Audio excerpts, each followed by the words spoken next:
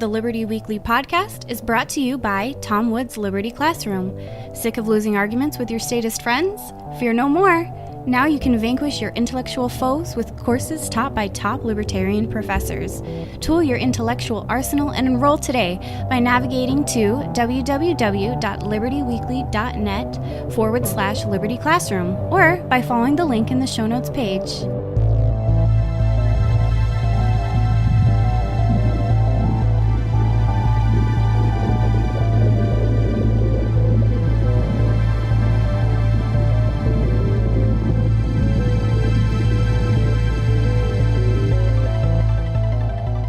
Hello, friends, and welcome back to another episode of the Liberty Weekly podcast. As always, I'm your host, Patrick McFarland, and joining me today is yet another special guest and friend of the show, Kyle Anzalone of Foreign Policy Focus. Kyle is the resident foreign policy expert at the Libertarian Union, which is a collection of libertarian podcasters that I'm sure we'll be talking about here today. You can find our content at libertarianunion.com. So, Kyle, it's so great to have you on the show, and welcome on, brother. Yeah, thank you so much for having me on. It's great to be on another member of the Libertarian Union's podcast, and thanks so much for the kind words and the introduction. Yeah, no problem, man. So glad to have you on the show. Do you want to start off just by telling the audience a little bit about your project? Yeah, so right now, my podcast, which is kind of one of my two main focuses, the other thing I do is the Daily News Roundup. Both the Daily News Roundup and the podcast can be found at the libertarianinstitute.org. And the Daily News Roundup is just, a collection of articles of everything going on in the world. I really focus heavily on foreign policy. I find a lot of people I talk to tell me things like, I never know what kind of stuff to read on foreign policy. They tell me everything I read is a lie. So this is a kind of a place where you could go to get those articles. And then on the podcast, I really just talk about all those articles and try to put them into context and put as many puzzle pieces about the Middle East together that I can. Yeah, and exactly. So for a lot of people, I think it's very overwhelming. You don't really know these names. There's a lot of different moving parts.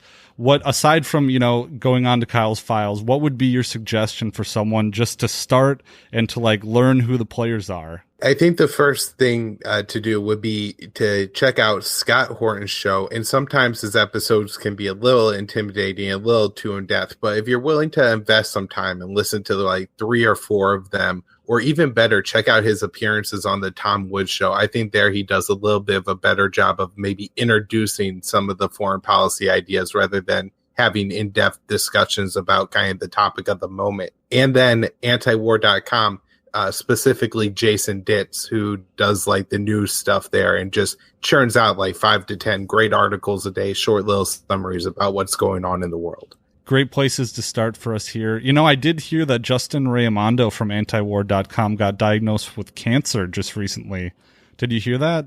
Yeah, I did share that post this morning. I think he posted on the antiwar.com page that he had cancer. He is saying that he's confident that he's going to beat it. I guess there's this new drug that the FDA just approved that he's going to be taking. And, I don't know. I'm hoping the best for Justin. I don't know what's going on in his personal life or whatever. He's done amazing work for the anti-war community and for the movement and for the libertarian movement as a whole.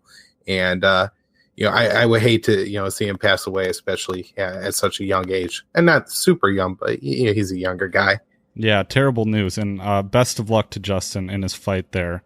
But so moving on here, how did you come to libertarianism yourself? So I think kind of my freshman year in college, I met this kid, real nice guy. And, he introduced me to Ron Paul. At that time, I was a Republican.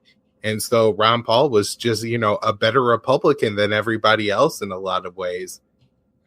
He pointed, he had explained a lot of things to me like, hey, we're spending trillions of dollars on the war. I thought we were fiscal conservatives. The war is murder line. His what if speech was very convincing to me, kind of saying what if it was China and the U.S. doing what the United States is doing in Afghanistan? And the answer to me is so clear that obviously, I would go grab a gun and fight off the invaders. So it really just, Ron Paul was great, and it was a Ron Paul 2012 campaign that really ignited my liberty spark. Yeah, I have a very similar story, and I've heard that same story quite a few times, with the Ron Paul campaign. And then you go down the rabbit hole learning about central banking and stuff like that. But I'd have to say I didn't get in on the Ron Paul train until after 2012, until after he had lost or been screwed over. Were you like in the thick of it? Oh yeah. During 2011, 2012, I was, I went to a couple Ron Paul rallies. We drove like 4 hours to one and 2 hours to the other. I actually was on the news for a brief second, holding up a huge Ron Paul Revolution banner. It was fun. I'm sorry for you who didn't get to experience it when like every day Ron Paul was like on MSNBC dropping bombs. After class, I would rush to my laptop and, go and find, the latest Ron Paul video and check it out. And they had the Ron Paul forums back then. It was really a great time to be a libertarian. Yeah, I'm kind of bummed. I don't know what I was doing. I think I was probably wrapped up in my own self, but I came in the crater left over. So 2013, when I joined YAL at the Minnesota chapter, there were 3 people left after they had been getting 40, 50 people consistently for every meeting. And I missed out, I guess. I don't know even what happened, but I'm glad that you could experience it at least. Yeah, and I think, liberty will have its day, and I think the liberty movement is going to go in a positive direction from here. But there was that peak in 2015, 2016 with just how everything was going and how there was this grand strategy with the delegates and everything. And just kind of, I guess, being politically naive at the time, kind of my first experience into politics, I really thought, something cool could happen. It was just a really exciting time. And hopefully, so what Ron Paul always kind of talks about is the end of central banking and kind of the turnover, the transition to a new system, and we're going to have our chance to spread the message. And I guess we're just waiting around for that and doing work in the meantime.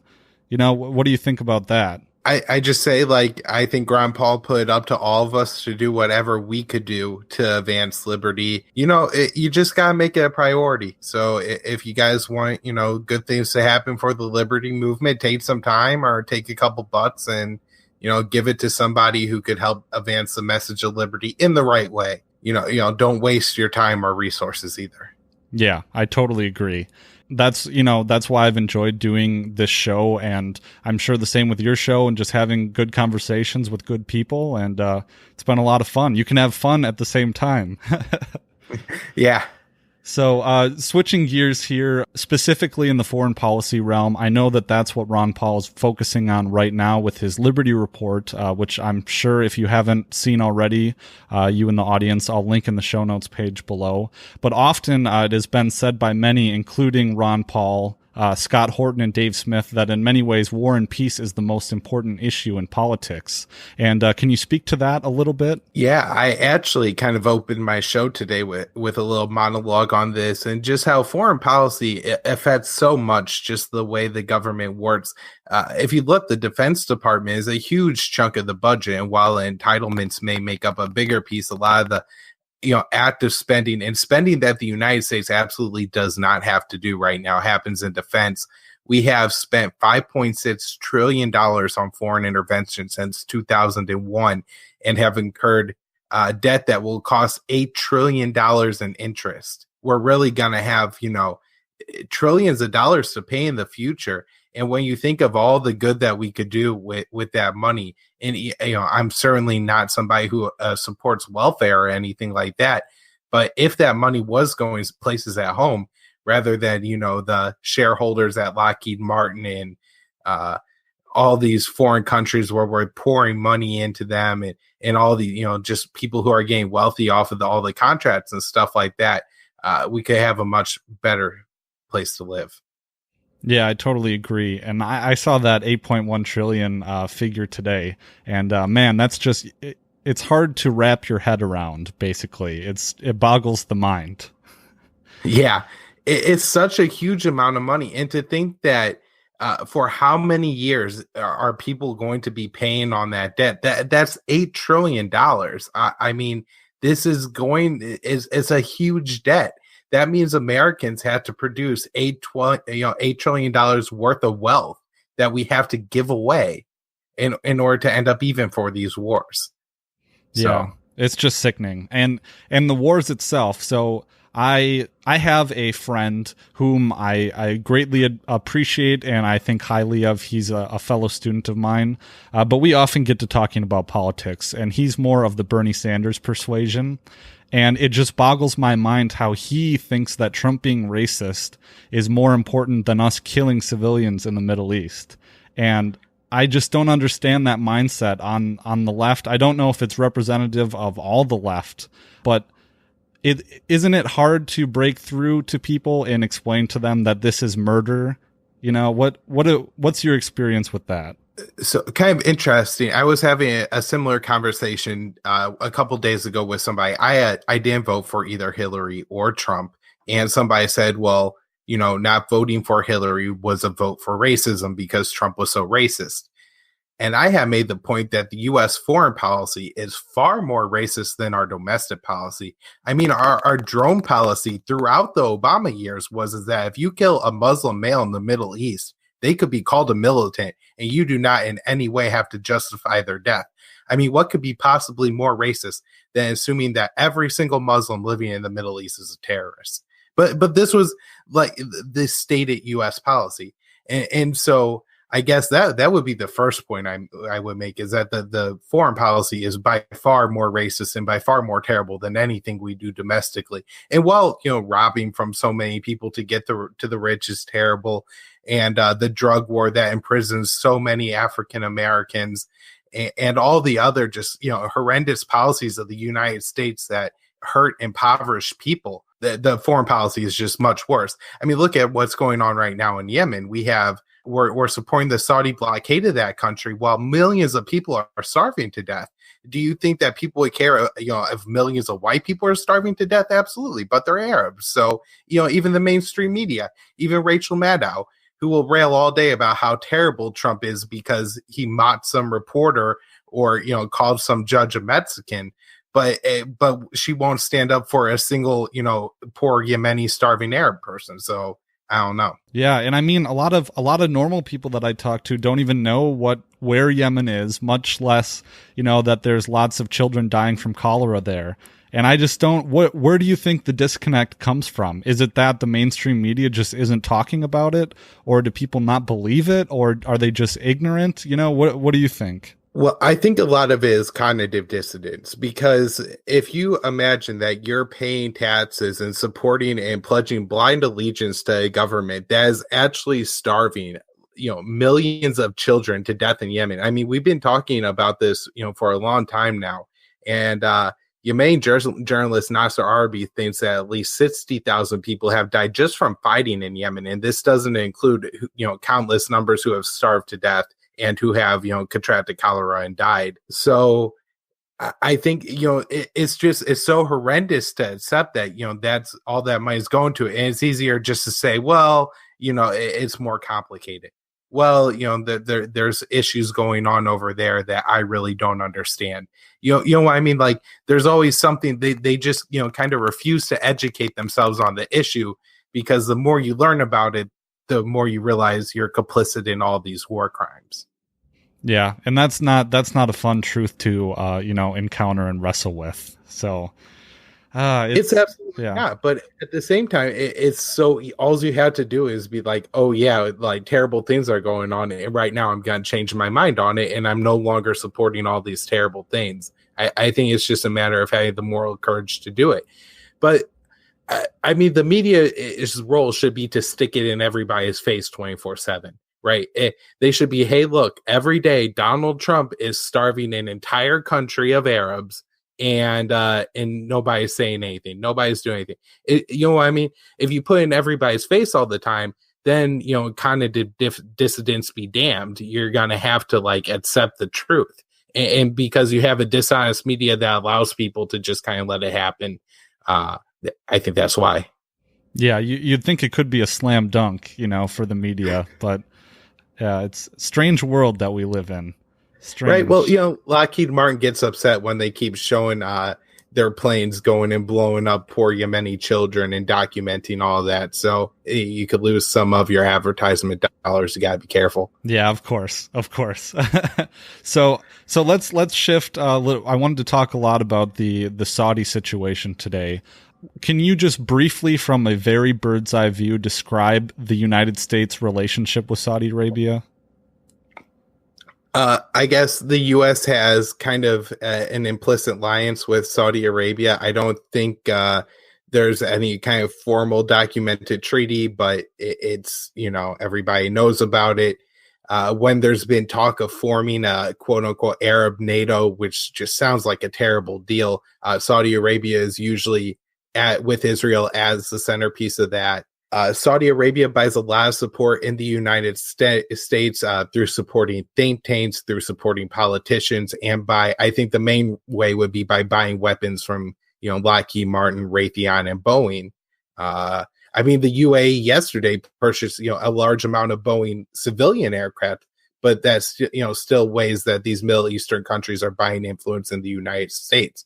Obviously, Boeing carries a lot of weight in the U.S. Senate just by the senators that they own.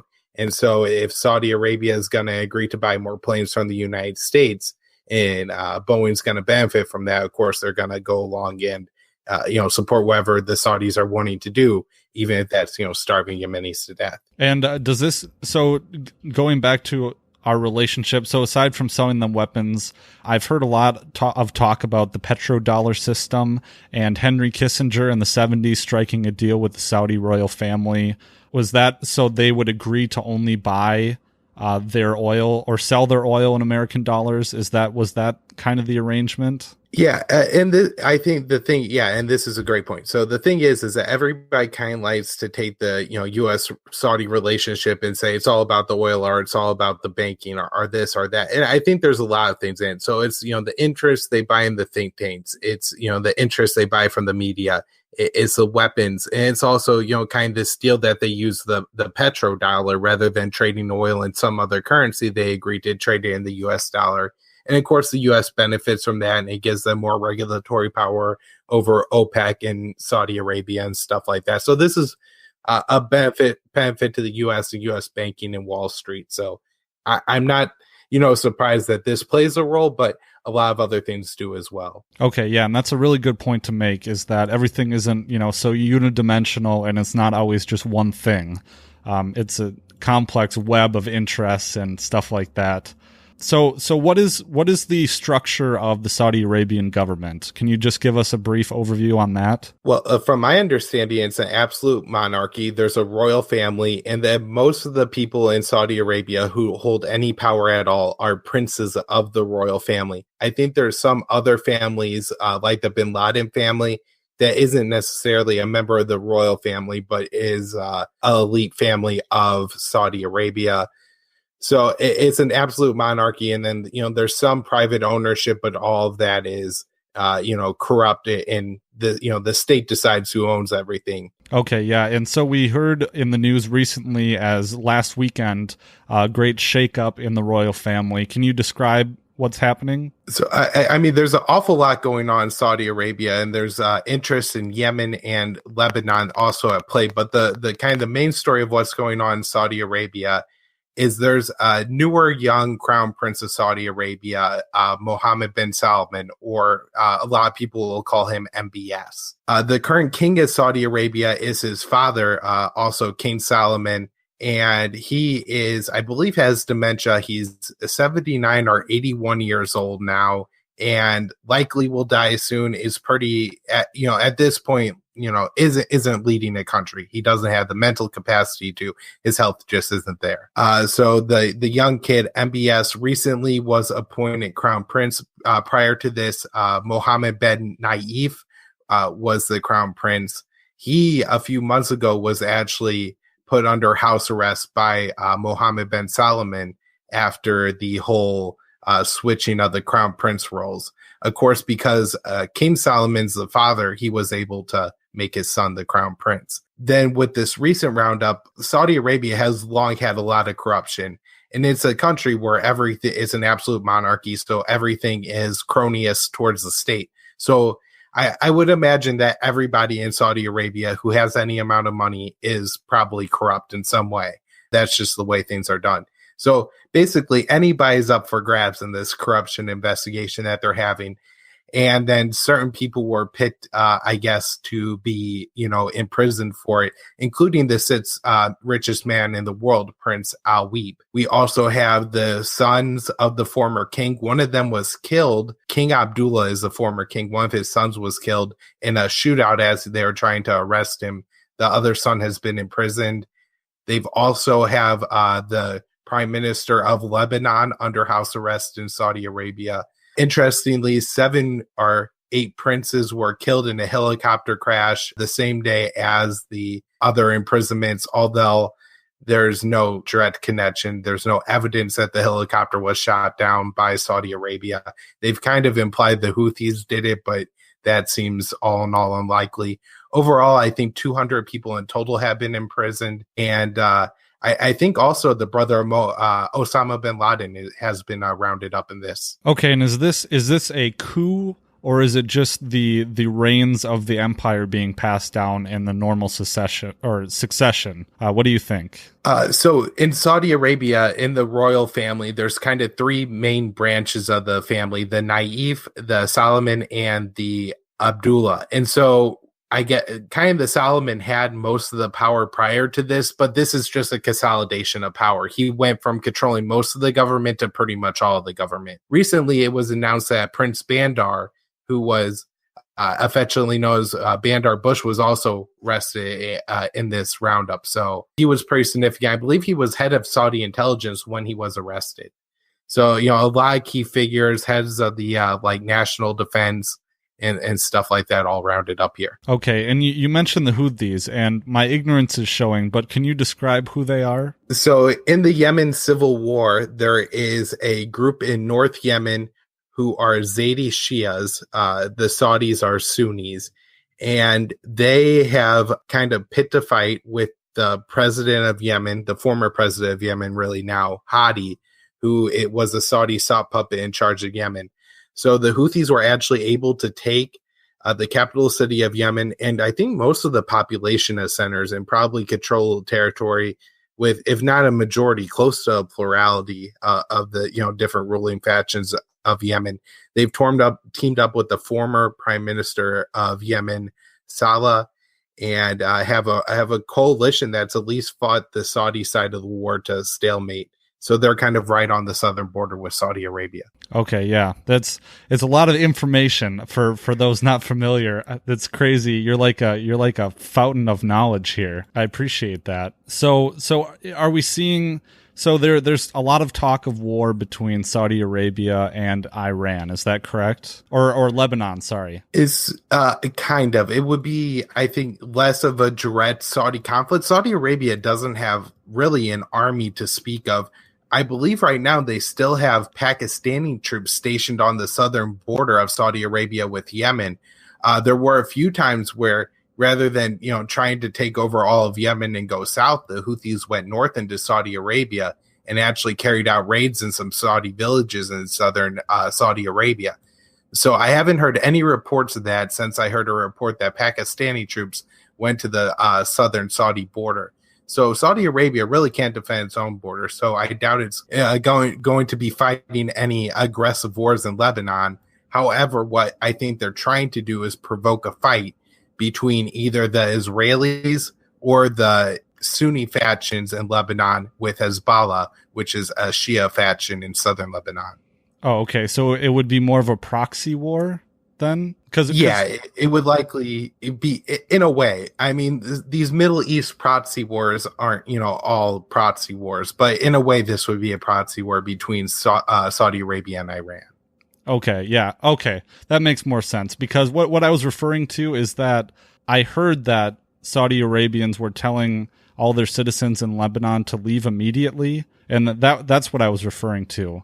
Do you know anything about that? Yeah, and I briefly discussed that on my last show. When I had first read that, I was concerned as well, but then I read a couple articles, and apparently Saudi Arabia has ordered their citizens to leave several countries, and this happens in the Middle East with some amount of frequency, and it typically doesn't lead to war.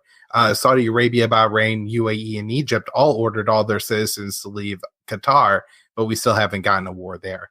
So I don't think that's going to mean war. I think it was just a way for Saudi Arabia to sound provocative towards Hezbollah without actually doing anything aggressive.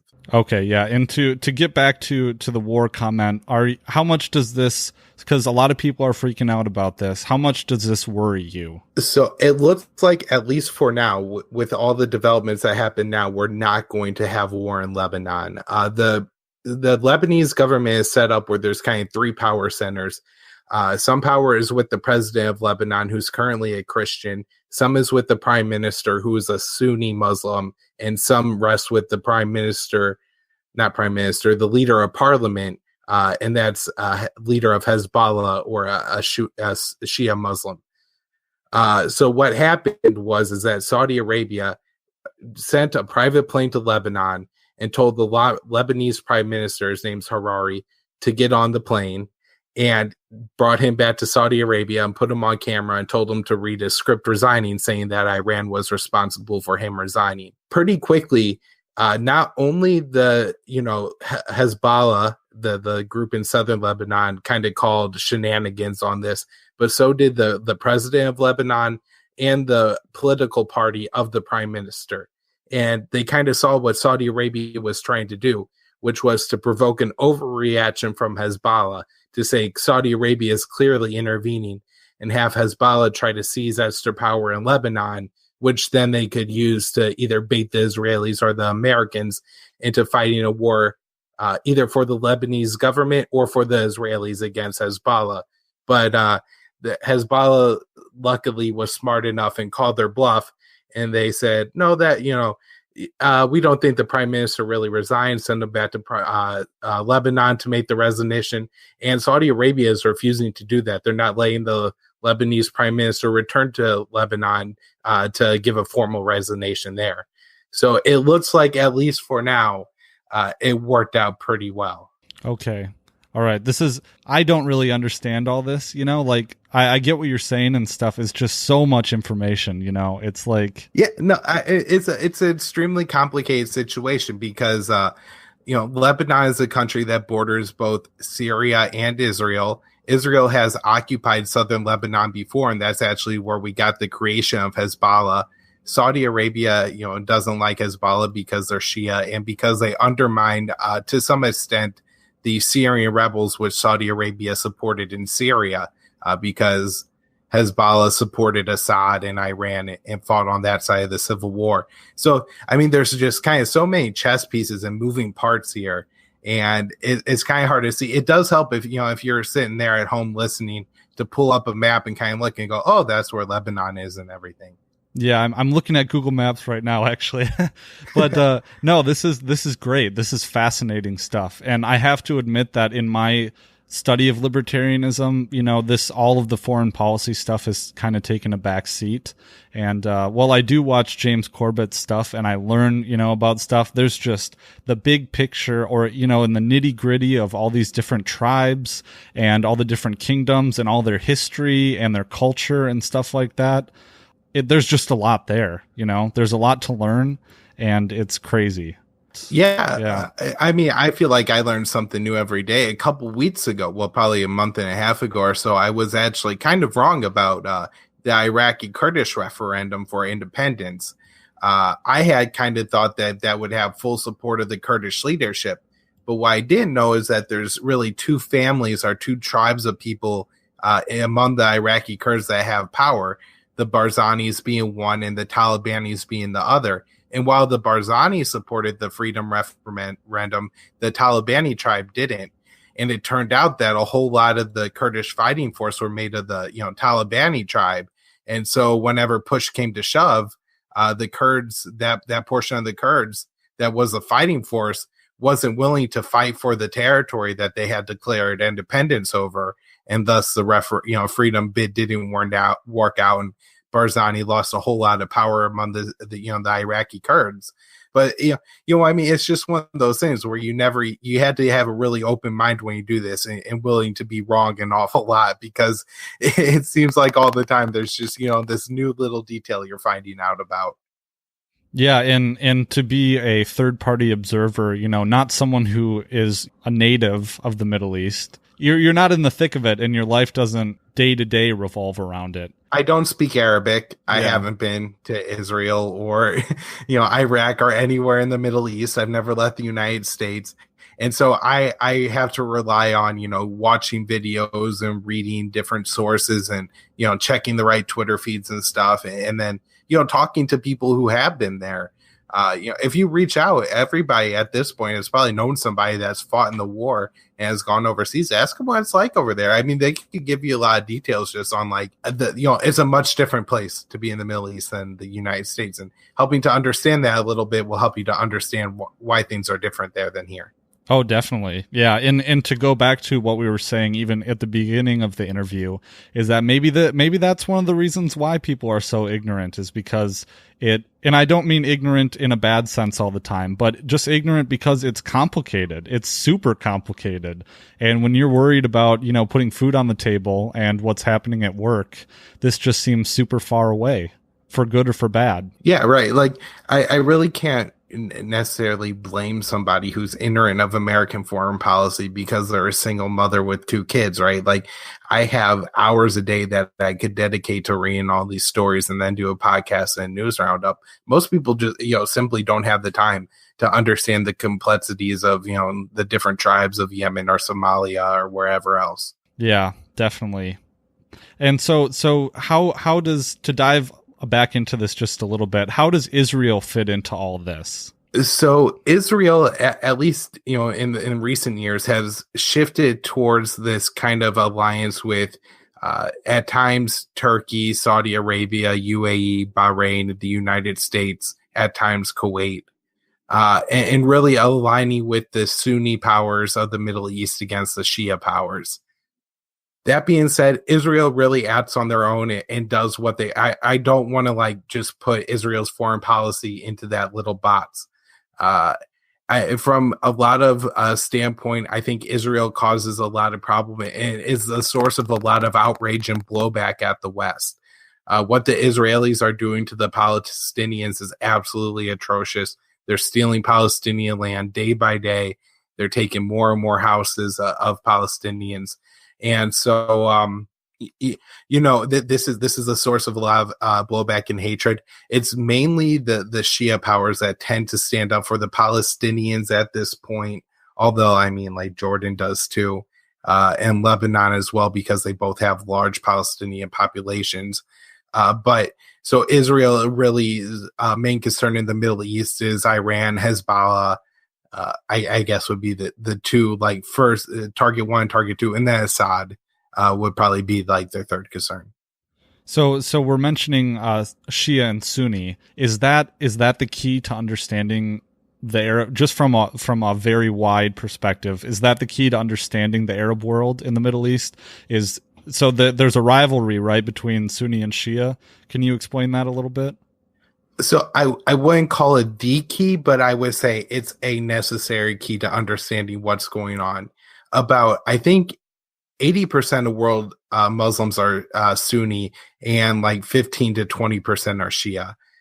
In the Middle East, I think that gap is much more narrow.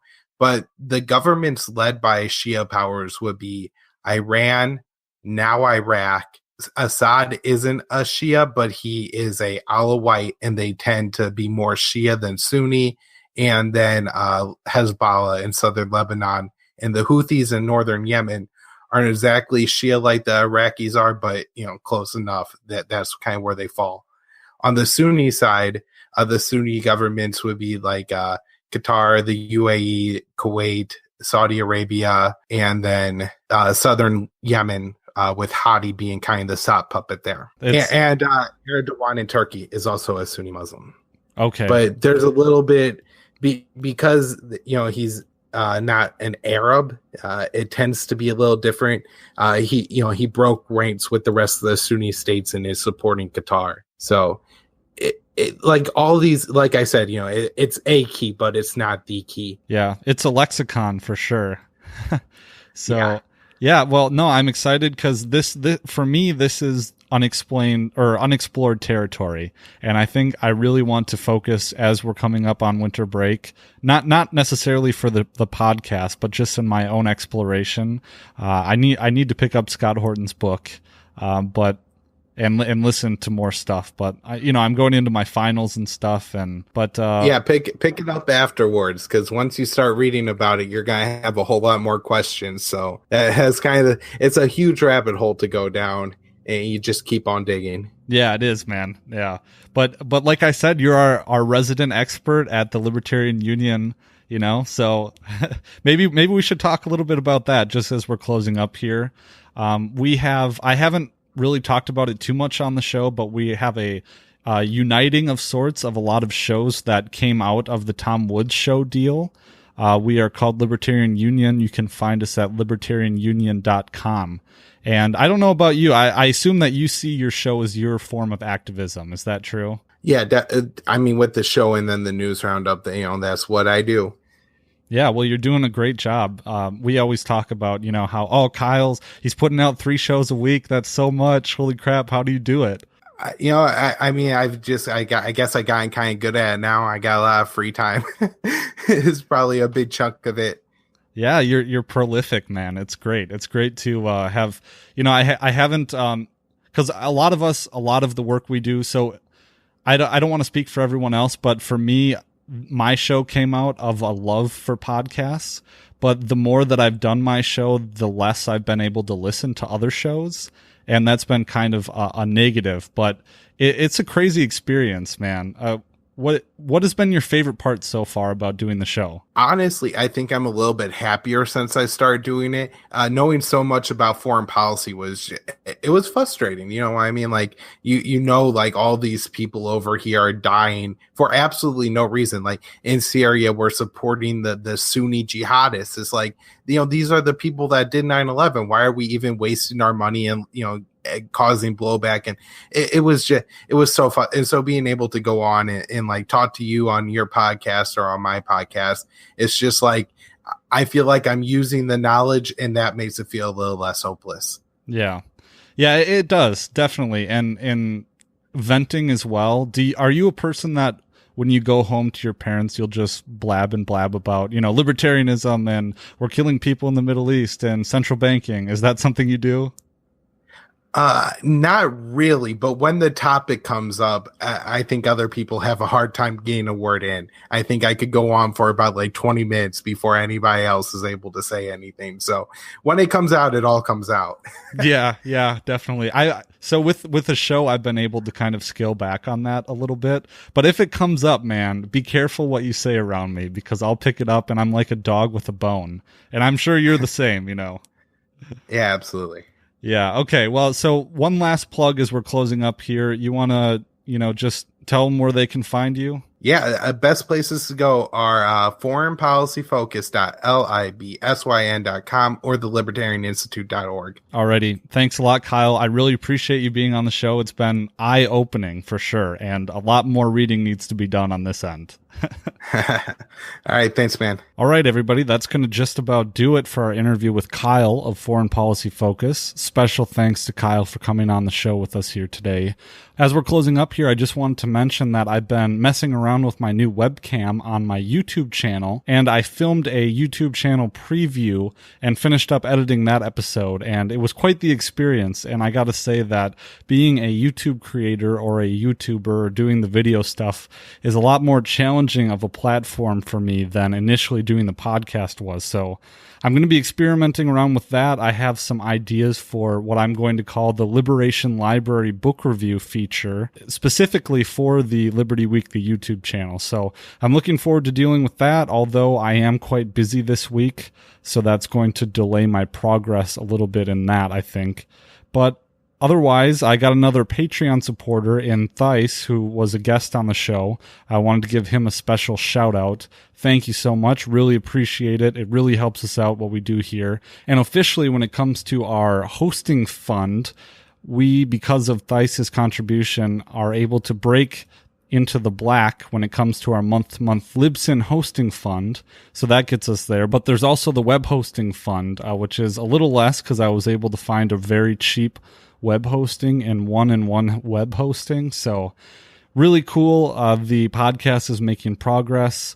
Really appreciate it. But the best thing that you can do aside from being a Patreon supporter is to share the show. And to share the show with anyone, all of your friends, all of your libertarian friends, all your normie friends. That totally works as well. Other than that, iTunes reviews and ratings work very well. And another way to help support the show that I've been neglecting is our Amazon affiliate link, which you can find by navigating to libertyweekly.net and finding the tab in the first horizontal bar that says Amazon affiliate link. You can enter there and do all of your normal Amazon shopping. No extra hassle to you. You click the link and it goes right to Amazon. So you can do that. Otherwise, you can navigate to libertyweekly.net/Amazon, and that will work as well. It'll just bring you right to Amazon and you can do your normal shopping. But other than that, the show notes I forgot to mention for this episode are at libertyweekly.net/41. So I'd go there and check out all the great resources that Kyle and I talked about. But other than that, really appreciate you tuning in, and we'll catch you next time. In the early days of the internet, radical libertarians were scattered, lonely, and faceless. Without direction, they resigned to scour the web, sifting through content providers in a wasteland plagued by YouTube demonetization, Facebook jail, and covert internet censorship. But then, in 2017, the Libertarian Union was formed. Finally, the average Joe libertarian could find a thriving community of independent podcasters and content providers, all in one convenient location. At Libertarian Union, we'll always have the latest news, interviews, discussions, and even movie reviews. With hundreds of episodes and more added all the time, you'll always find something fresh at libertarianunion.com.